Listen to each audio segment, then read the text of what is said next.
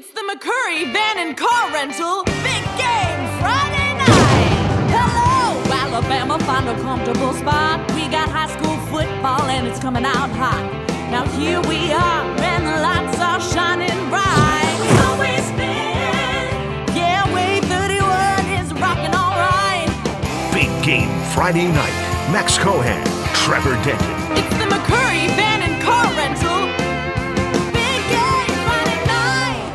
Out in Stevenson, it's a battle of 3-0 region foes as Madison Academy and North Jackson fight for an important win in our Big Game Friday night game of the week. Out at Madison County High School, Plainview tries to start the season 6-0 for the first time since 1999. The Bears and Tigers in our rivalry game of the week. Hello and welcome into the Week 6 edition of Big Game Friday Night. As always, I'm Max Cohan, joined by the one and only Trevor Denton. And Trev, we have reached the final month of the regular season and things really start to tighten up now. Yeah, around North Alabama, a handful of regions very much up for grabs, but things are different in 4A Region 8. Entering the week, we had Plainview, Madison Academy, and North Jackson all 3-0 in region action, but they still all had to face each other on the schedule. So with the Mustangs and Chiefs meeting tonight, clear choice for our Big Game Friday night game of the week. Chiefs head coach Joe Hall has said it'd feel like a playoff atmosphere tonight. He was right. Bob Godsey said this place is always a difficult place to play. He was right. That proved true early on. Charleston Owens throws it over the middle, but it ricochets into the hands of Haven Massengill for a huge interception. The Chiefs have so many playmakers. One of them is Caden Pace. He paces the offense, going untouched around the edge for the touchdown. Owens is also a star, and he made some dazzling plays in this one. That feels like an understatement. Here, he launches it to Zion Williams. This duo, the biggest thing to hit Madison since the Cavon outfield drive, but North Jackson seemed to control this one late. Second half, Massengill takes a short pass. Then he turns on the Jets, outruns everybody for a long touchdown romp. At one point, the Chiefs led 52-40 late, but the Mustangs never stopped galloping. Owens just kept making unreal clutch plays. There's a completion to Alex Kreider. Then, this is a huge play here, the deciding one. A rushing touchdown by Dalen Scott. The Mustangs mount an unbelievable comeback, winning 57-56. Max, I'm going to go ahead and say it. I don't think any game is topping this thriller this year. What a matchup. It's a huge win. Wins, it doesn't matter. You know, I've had a saying for a long time, 49-48, 3-2, it doesn't matter. First time I've been in a 57-56. But so proud of our guys. I mean, we just kept playing. We overcame so much, and just so proud of these guys. And I hope there's got to be multiple things that we can use to build and move on in our season. 113 combined points, Max. Oh my goodness. Yeah, we say game of the week all the time. That might have been game of the season. You pick our games of the week. Did you know that was going to happen? You have a feeling there? Might have had a good feeling. I don't think anyone could might have call talked 57-56. Might have talked to some palm reader about that one, but not the point. And we're going to check in on that all-important Plainview-Madison County game later in the show. But for right now, let's move on to some 7A action. At Milton Frank, it's Austin and Huntsville. The Black Bears looking to extend their win streak to 5 games and keep that region record perfect. We jump in tied at 7 with Austin driving, but then Kadir Lyle gets blasted. The pump fake does not fool Michael Chobe as he records the sack. The Black Bears would be forced to punt, but the Panthers couldn't do anything on their drive. Then Austin takes back over and Lyle lobs one up for Channing Patton, and he somehow sneaks it past the defender as Patton comes down with it in the end zone. What an insane grab to put Austin in front.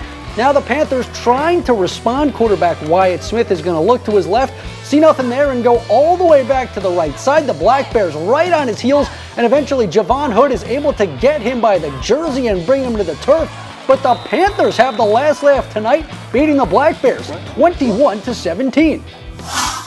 Bob Jones started the season red hot with 4 straight wins, but Kelvis White's squad has stumbled since, falling to Florence, then Gadsden City. Tonight they look to avoid dropping their 3rd straight game as they played host to Sparkman. The Senators have lost their last 4 meetings with the Pats, a streak they wanted to snap tonight. Josh Nalon going deep to Cam Reynolds, who hauls it in for a big first down, then spins the ball in style. But Nalon wouldn't have the same success trying to run it as Mason Johnson wrestles him to the turf. He'd have more success a little bit later, going back to the air and hitting Zayden Bodner in stride. You can kiss him goodbye all the way for the score. Bob Jones fights hard. It's Jaden Rice up the middle. Nice little spin move there for the score, but that wouldn't be enough to stop the send. Sparkman wins a close one, 29-26. The Grissom Tigers have been struggling this season. Preston Judah's squad won their first game against Lee, but they've lost every game since. Tonight, the Tigers look to get back on track as they welcomed 5A powerhouse Gunnersville to Joe Davis Stadium. Lance Reese's undefeated Wildcats trying to add another win to the tally, and Gunnersville doesn't waste any time. Street Smith has time and bombs one down the field. A beauty right into the arms of Jackson Lenore, and the seniors connect for a quick 6. So the Tigers are once again down, but it's still early. Patrick Bailey with time, and he'll get it to his big tight end Logan Moore, but the senior for some reason stops right in his tracks after the catch, and he's frustrated as he goes down, knowing he could have picked up some more yards. A couple plays later, Bailey looking for a fresh set of downs, but here's the issue. He throws it to the wrong guy. Hudson Oliver jumps in front of the pass and picks it off, ending the threat. But get this, Gunnersville goes on to win 34-16. Speaking of undefeated squads, the Muscle Shoals Trojans have been rolling this season. Scott Baisden's team has been dominating opponents, outscoring them by nearly 200 points. Yeah, they look to stay on that warpath tonight against Athens, a team they've beaten 10 straight times. Shoals college football legend Cody Gross hoping he could put that streak to bed tonight. Athens trying to get something going in the second half. The quarterback rolls out, looking to maybe run it, but Dontarius Puryear says, not on my watch. Wraps him up for the big sack. Muscle Shoals up 3 scores. First play of the fourth quarter. 3rd and long. Cade Clemens going long to Jashad Samples. Nice catch. Nice run, shaking off the would-be tackler. He scores to make it 28-0. And Athens making the best of what they can out of a bad situation here. The Trojans' defensive line is fearsome. They put the pressure on, then hit the quarterback. But check that out. James Newby scoops it up for the Golden Eagles. And he's not thinking about falling on it. He's thinking, I want a big gain, breaking tackles. But that drive eventually does stall. And Muscle Shoals runs away with this one. The Trojans 28-0. 96 in a row. That's how long the Columbia Eagles losing streak is. Sammy Coates' squad nearly found a way to end it last week against East Lawrence, but they ended up losing by 4. Tonight in Decatur, the Eagles hoped a struggling Red Raiders team would give them the chance to avoid their 97th straight loss. John Ritter's team only has 1 win on the season, and it came last week against a winless league team. Second quarter, Columbia in the red zone, thinking 6. Clayton Kazir puts it up in the end zone, and check out the catch with 1 toe in. That's Kenteris Morris with the huge interception, keeping Columbia off the board. Next series, Kazir again rolling around, and he's going to find his own ground game to his liking, picking up 20 yards, but unfortunately, that drive just won't go anywhere. And neither will this one. The snap sails through his hands, ball's loose, but who's going to get it? It's the Red Raiders, Caden Oliver. That sets Decatur up nicely inside the 5, and quarterback Reed Roberson does the rest with the keeper. Touchdown Red Raiders, they go up 14-0, and Columbia's losing streak now stands at 97 as Decatur wins 37-0. All right, well, it's time for Trevor to get his first water break of the night, but don't go anywhere. I am parched. When we get back, we'll quench our thirst with some action between Plainview and Madison County in our rivalry game of the week. Stay tuned for more Big Game Friday night. Let's go Tigers! Let's go Tigers!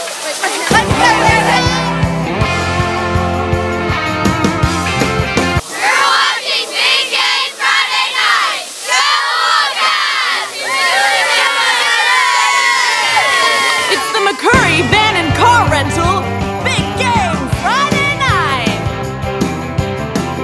Welcome back into Big Game Friday night, everyone. Being undefeated at this point in the season is no small task, but it's something veteran head coach Dale Pruitt has managed to do with Plainview. It's his 3rd stint with the Bears, and this might be one of his best teams yet. He's got them in position to make the playoffs for the first time since 2021 and in the fight for their first region title since 2017. But if they wanted to keep things headed in the right direction, they'd have to get past a hungry Madison County squad. So let's send things out to Gurley, where Paige Meyer has our recap of the rivalry game of the week. Hey, Max, Trevor. I mean, the lights are off here. The stadium is closed. But I'll tell you, earlier this evening, this definitely was a game of defense more so than offense in the first half here at Tiger Stadium. But eventually, the Bears were able to break through the Tigers' defenses, with Plainview taking the game 41-21. Madison County had possession first, but Plainview came out the gate with their defense up, pushing that ball back, allowing no points on the first drive. Moving on with the ball now in the Bears' hands, it's handed off here to Brody Hodges, running it now, helping his team gain some of those yards. Johnson Curry with the ball now, looking who to pass it to. He makes it to Christopher Sandlin. He's running it now past the 20 with his teammates helping clear a path as he makes it into the end zone for the first score of the night.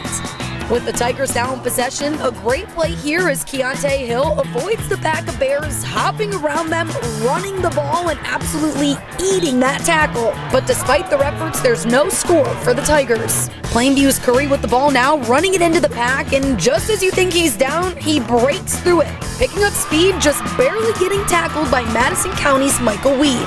But the Tigers' defense came to play with the drive coming up empty. This brings us to the second half. Ball now in Plainview's hands with Hodges running it here, collecting Tigers on him left and right, but he stays up, getting as many yards as he can before he's taken down. That play leading us to Hodges with the ball again, running it into the end zone easily, bringing the score 14-0 at the half. And they keep that lead into the fourth quarter with the final score of the night, 41 Plainview to 21 Madison County. We played two quarterbacks tonight, son, but one of them got some reps, which I think that helped us. I think we played well in spurts. It's just one of those games they try to score too. So, we'll take the W. It's always about tackling, being physical, and, stopping the run and running the football. Each week our goal is to go 1-0. Right now we're 6-0. We go 1-0 4 more times. That'll be a good start to a good season. So, we just want to go 1-0 next week. Of course, Plainview going on to take this game 41-21. Reporting live in Madison County, Paige Meyer, WAAY 31 Sports. What a beautiful night in Girl. You can really see the scenery there. Also, I said that was one of Dale Pruitt's best teams. He's been coaching since like 1979. It might be like top 10 for all we know. But over in Scottsboro, Tyler Van's team started the season with a loss last week. But they've won every game in the region. Tonight they had a chance to move to 4-0 in region play as they hosted a Brewer team with just one win on the season. All right, the Wildcats looking to keep up their historical dominance against the Patriots, but this one got off to a weird start right away. The underdogs, with a massive play on defense, the Wildcats put the rock on the ground. The Pats are all over it. Elijah Howell comes up with the ball, and Brewer didn't want to waste their golden opportunity. Anthony Drinker drops a pass over the middle to Ryder Anaya for a 30-yard gain. Now they're knocking on the door, and Drinker busted wide open with the quarterback sneak, a little tush-push at the end to help him get over the line. So Brewer, the underdogs in front, 7-0. The Cats calm down a little bit and get back to business on offense. They found some success with the pop pass. Jacoby Edmondson takes one here and goes 17 yards. Now, they call the same play, but just flip it to the other side. Nobody's slowing down Edmondson here as he gallops in for the tying score. But maybe Scottsboro looking a little bit too much ahead to next week because the Patriots win this one 34-31, their first win over Scottsboro since 2018. Out at Boaz, Luke Pruitt's Pirates looking to make it 3 in a row as they hosted Sardis. Boaz has not lost to these guys since 2019. That was not about to change tonight. They won a close one, 28-24. Say what you will about the Deschler program, but the team is on a mission this season. Patrick Malone's Tigers have dominated their way to a 5-0 start. Tonight, they took on the always feisty Central Wildcats, who look to end their streak. The Tigers have won the last 3 meetings in this cat fight, and I know you guys love big runs. Well, check this out. Kendrick Gunn on the carry, and just when it looks like he's about to go down, he breaks free of the pack and sprints down the sideline for a massive Tiger touchdown. What an effort from the junior. So after the extra point, Deschler kicking it back to Central. Mason Myers is there, and he brings it in and starts running, and I have an idea what's coming. It's the boom. Kicker Gabriel Awadley and the lumber. Yeah, safe to say he was pretty hyped up after that one. Now the Tigers back on the attack. Price Thornton steps into this one and lets it rip. Brady McKinney, that'll move the chains, but they were just warming up. Thornton with time again, and as they say, the price is right. He hits Garrett Reed at the 11, and the senior does the rest for another Tiger touchdown as Deschler dominates in this one, 48-13. Staying in the region, the West Morgan Rebels continue to impress. Drew Phillips' undefeated team hosted East Lawrence tonight. Keep in mind, they beat the Eagles by 63 last season, and they found a way to top it tonight, winning 64-zip. Well, we've reached our second water break of the show, but don't go anywhere. Yeah, we're turning our attention to the defense right after this quick timeout. Stay tuned for more Big Game Friday night. Go Raiders! From their own 33-yard line.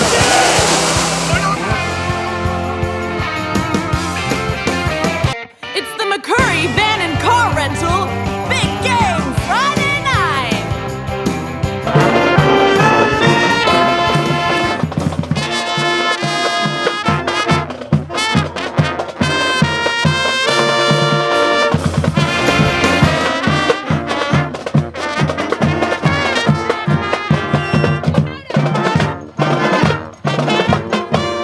All right, how about that? The North Jackson Marching Band. That's some elite sound right there. Little known fact, I played saxophone growing up. Never could get it to sound like that. I knew you were a drummer. You're a drummer too. Yeah, I gave up the saxophone, went to the drums because it was easier than trying to get those notes right. Very difficult. Well, you know, some people give up offense, but then they end up being stars on the defensive side of the ball, you know? And that's something that happens. Let's dive into our defensive play of the week. Kenteris Morris for Decatur, he actually plays both ways, but this was an incredible play against Columbia. The Eagles looking to snap a losing streak. And then Morris does that. A toe drag swag of an interception there at the very, very corner of the end zone. Maybe we could see this one in slow motion. Look at that. The concentration to make it happen. He looked like the wide receiver. He looked like the intended receiver on that play. That was unbelievable by Morris. All right, let's get back on track with some 3A action. Mars Hill is another team that has yet to lose this season. Darrell Higgins' Panthers have steamrolled everyone in their path, and the next team up was Rogers. Mars Hill dominated in the only previous meeting between these teams last season. We jump in with the Panthers up big at Pirate Stadium and looking to add on. Hudson Higgins gets a block, makes a move, and then puts it in high gear as the senior shows off his sprint speed on a long Mars Hill touchdown. But Coach Higgins isn't just going to play his favorites. The next time up, it's Jackson Penn, and here we go again. The senior puts together yet another explosive touchdown run as the Panthers maul the Pirates 56-10. That is a team on a mission. Of course, the key piece of that region remains the Fife Red Devils. Tonight, Paul Benefield taking on the school he started his career at, Sylvania, and the Red Devils have won every game against his old school since '06. Tonight, they win 41-6. Well, I like that. Nice little rhythm to that. Yeah, it's fun. Well, we've reached our final timeout of the night, but you still don't want to go anywhere. Yeah, Max, we're going to take you through some of Thursday's best action right after the break. Stay tuned for more Big Game Friday night. Go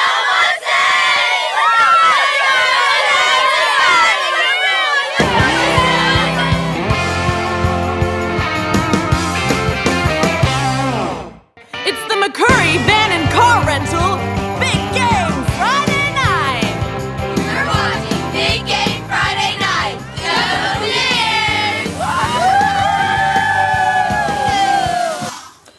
You know, Max, Friday night games are great, but a lot of people are saying Thursday night's kind of the new Friday night in some ways. I don't think anybody's saying that. Oh. So let's take a That look. too. Let's take a look. The Jets hoping to take flight at home, and early on it looks like they're going to keep things on the ground and hand it to Mason Rose, except it's a fake, and this one's going deep. Matthew Evers fools our cameraman as the Falcons defense just can't catch up. Aaron Gonzalez in the end zone for the beautiful touchdown. And since they had it working that time, they try to keep it in the pass game, but Evers' pass is picked off this time. It's Kylan Jones going the other way. Now on offense, Kenny Morrison's squad lets it rip. Cade Davis drops back, has plenty of time to find Jimmy McDonald. And this game is all tied up at 7, but the Jets would go back in front before the half is over. MJ Gideon, are you kidding me? The star back making it look easy on the Skippers. But get this, the Falcons rally to take this one 21-17. That was a massive game. James Clemens starting the season hot. Next thing you know. Florence has been really, really good too. Lost early to a team from Tuscaloosa. That didn't mean anything. They're a really good team when it comes to their region. Yeah, still a lot of football to be played this season. Yeah. A lot of teams have not written their final chapter yet. That's right. There's a lot going on. I mean, we saw even within the course of a game, anything can happen. I still think, Max, that was the best game that we've had since I've even been here. Yeah, that Madison Academy North Jackson game. 57-56. That's like when I'm playing my buddy Cole in video games, and it just comes down to who's got that controller last. Cole's going to be very upset you said that. Well, we just want to take this time to say a massive thank you to everybody that watches the show and everyone that helps make the show possible. And of course, there's one thing we can't leave without giving you guys. Yeah, the top highlights of the week. And Cole, I'm going to beat him soon. He's beat me a lot in a row, but it's been 3 points. It's enough about Cole. Close. Let's get to the They're top telling ones. me to wrap. We'll Why see does you this next happen every week, guys. Come on, let me go.